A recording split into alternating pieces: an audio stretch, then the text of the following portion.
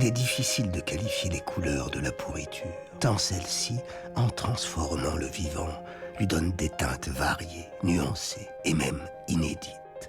Si l'on peut parfois employer des termes courants de vert, bleu, noir, blanc ou même blanc-crème, on peut aussi avoir besoin des termes rares ou même en créer de spécifiques. Il est indispensable d'évoquer la matière, si présente dans le cas de la pourriture, pour enfin distinguer un glauque poudré d'un gris laineux ou un noir guenille d'un noir bijou.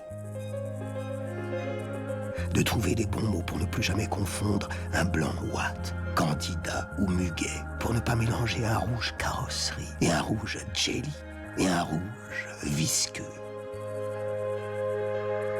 Le mycélium est le plus souvent transparent ou brun. Les couleurs des moisissures sont principalement liées à leur spore.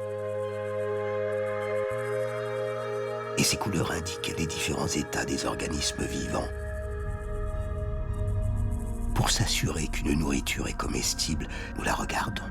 Nous associons certaines couleurs à un danger. À juste titre, leurs pigments sont toxiques pour les cellules végétales et animales.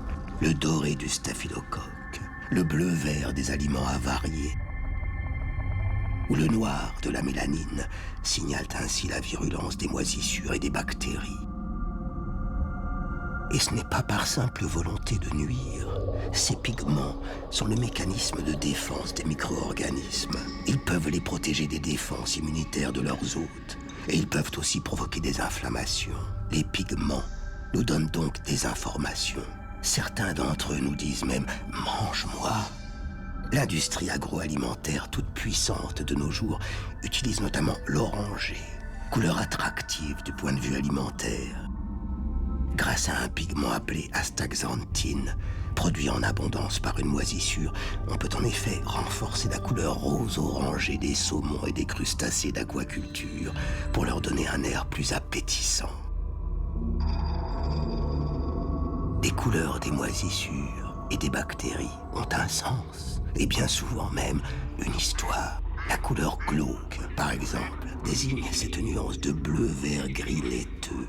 En botanique, un vert très précis, une couleur magnifique, mais si souvent utilisée pour qualifier les eaux stagnantes et troubles des mares, qu'elle en a pris le sens figuré de malsain et sordide.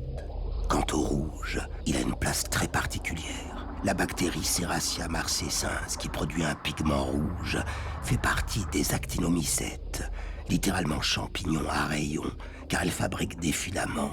Et lorsqu'un aliment est contaminé par cette bactérie, il se couvre d'un exudat rouge qui ressemble à des gouttes de sang.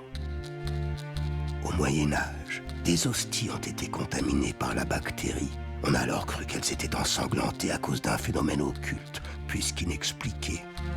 Depuis 1930, on nomme ce pigment rouge prodigiosine, puisqu'il est responsable d'un phénomène prodigieux, bien que, comme souvent, l'ignorance en ait fait un sinistre meurtrier.